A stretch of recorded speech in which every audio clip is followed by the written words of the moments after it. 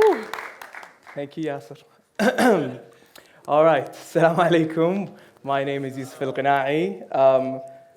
The first part of this was an introduction, so let me just start with a little hype. I need a bit of hype. TEDxNUSciTech, can I get a woot? Can I get another woot? Awesome. How's everyone feeling? Yeah? Good? Okay, calm down. Thanks, but too far. All right, so let's bring it back to from you guys, and we're going to talk about what's important here, okay? So we're going to talk about me. We're going to talk about me and my view of things. We're going to talk about me and how I can make an impact. That's what we're all here about, right? Putting a fingerprint, making an impact. So, how can I do that? I can very simply do that today. Very simply. I could just... I realize I forgot a prop. Never mind.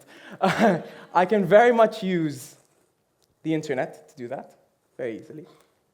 But what real impact am I having with my voice, with my words? It depends on how you do it, I guess. But what do we really resonate with? Do we resonate with a few words here and there? Or do we have to resonate with your story?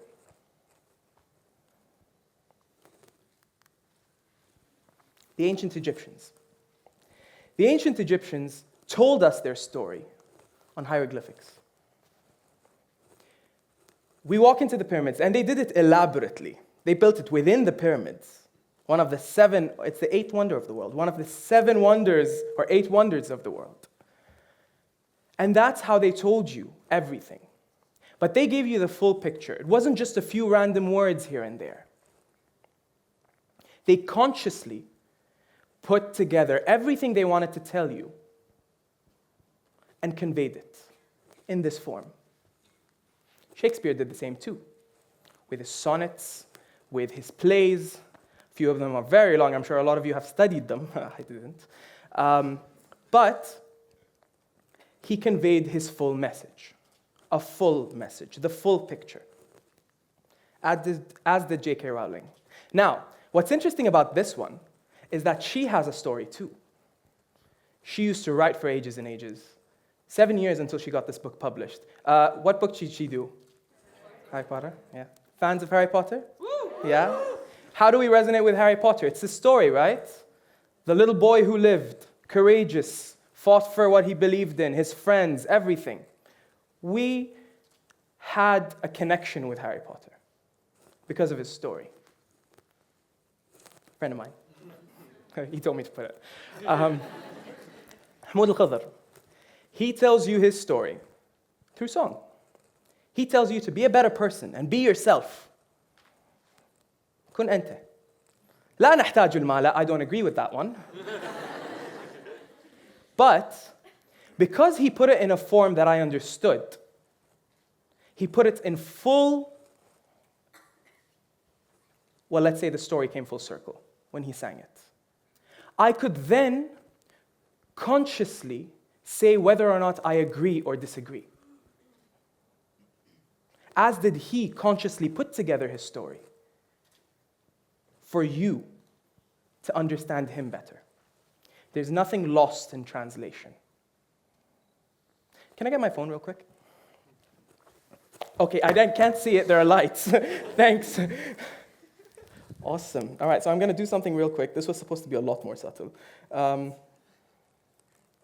going to do this. So one of Mahmoud's songs is about being a better person. So I'm just going to quickly do this. Ooh, magic. Let's all be better. Let's all be nice to each other, y'all. Look how many retweets, how many likes I got. Believable. Believable.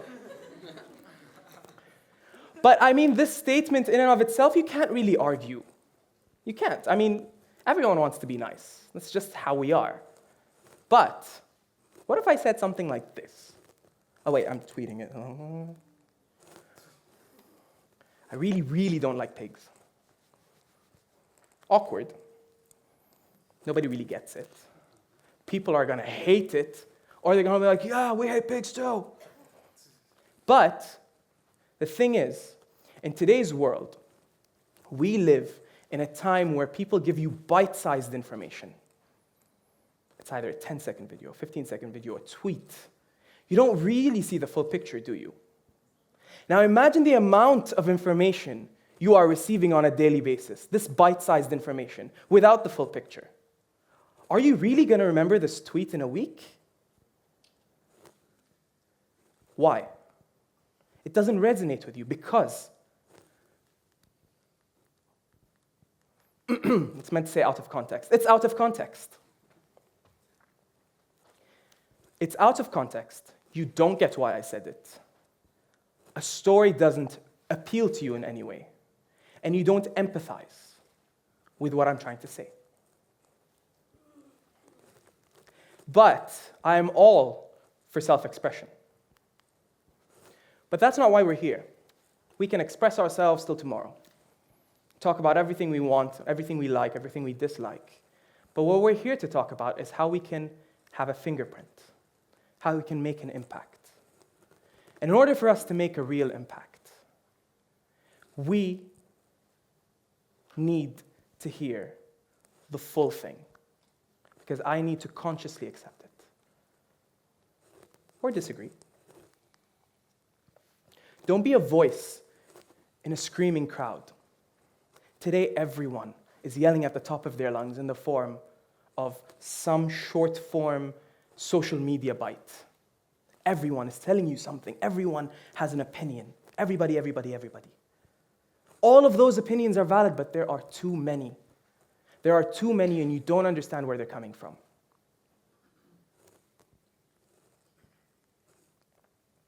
So, for example, the Kuwaiti population as of 2018 is 4,197,128 people. It's probably gone up and down. But how many internet users? So we can just gauge as to how many social media users are there. 97.8%.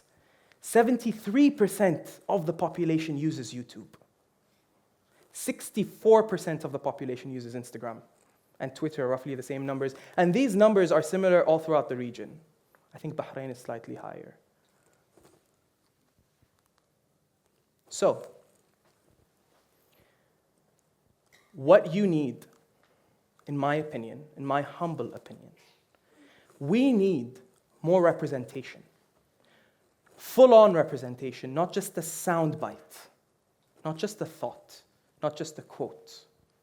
I need you to represent what you really feel, what you really think about. Represent it fully. No one-angle stories. Avoid the one-angle story. Now, the reason I say this is because growing up, I was all about this life, this life. I liked the idea of being on stage and performing. I used to act, and sing, and dance. Until I realized that I don't really have anything to say, and it wasn't enough for me. It wasn't enough. Personal preference. I then made a movie, because I was going to be like, I'm going to make a movie, I'm going to talk about something that's real. And I was like, ooh, I'll make it historic film, good. I made it about the discovery of oil in Kuwait in 1938. It's a short film. I walked in, it was being screened at a film festival. I walked in full confidence as to what I was showing. I left super bummed because I only really developed the story from one angle, which was mine. And that's where it gets dangerous.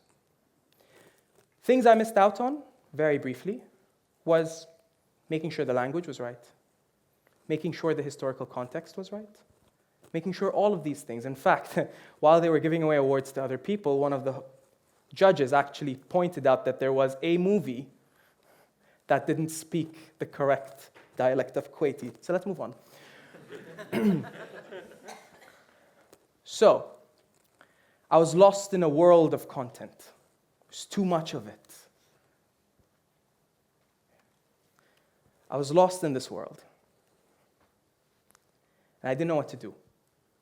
I was depressed. I didn't know how to convey my message. Did I really just want to be there, or did I want to have that fingerprint? Until one day, I saw a video. Oh no! There we go. You understand why I did that. I saw a video by these two twins. It's a very simple video. It was about them going to Sri Lanka, spending the day at this adoption center, where all the kids did recreational sports and hung out. They briefly talked about them, objectively, about themselves, and they briefly talked about the kids. Then you saw the sense of community. Everyone would understand that sense of community. They represented themselves, they represented the kids. And even though they said it in the most subtle words, you could see the story. But then again, I felt like that was very refined. This was in 2013. This was back when YouTube wasn't that popular and having a few subscribers meant something. I was like, I can't apply something like this. This is too tough for me. I don't know how to write like that. Until one day, I saw another video. It was by this kid. That's why you're laughing. It was by this kid who walked around Bahrain spray painting on people's walls. And the reason I found it interesting was because despite the fact that I disagree with vandalism, he made a good point. He wanted to beautify the walls around his house. And he drew. And I thought, despite the fact that I don't agree with him, he didn't hurt anybody. He didn't do anything really wrong. I actually understood where he came from. So the story became a full picture. I reached out to him. I think in one of our conversations later, I said that, let's vandalize something. Because he convinced me that it's a cool thing. Now, thinking back, it's probably not, but... So this guy is Umar Farouk. Right there.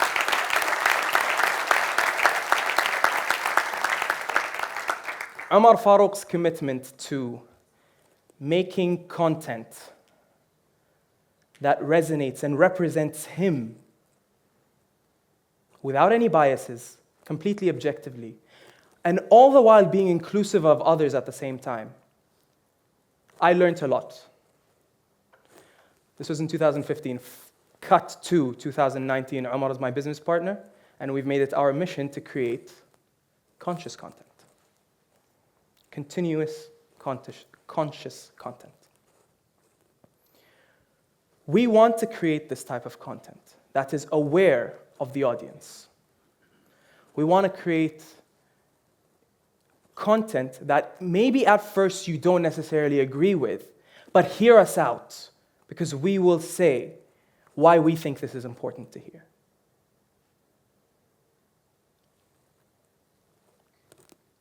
Now, how do we do that? We need the content to be expressive. Express yourself. Don't hold back. But the content also needs to be inclusive. Hear people out. Include them. Let it be more than just about you. Because through that, even if whether or not you see them or you understand them, via that particular thing, you grow. Let it be unbiased. Because bias is, you lose me at your bias. If you don't convince me why you're biased, you lose me at your bias. So leave it to be unbiased. Let it be objective. Show me where you're coming from. Let me enter your world. Allow it to be representative of you. But I want to see the full picture. Because your fingerprint is your story. It's the full picture. comes full circle. Very much like how all of our speakers today inspired us with their stories. They didn't stand up here telling us a quote that they came up with or telling us what their professions were. They showed us everything. I don't know if I would take up professions like they do, but they definitely inspired me to consider it at least. And that's how each and every one of them has actually left a fingerprint on my life as of today. So keep telling your stories. Consciously send it out to the world. And that is how your fingerprint can solidify itself. Thank you so much.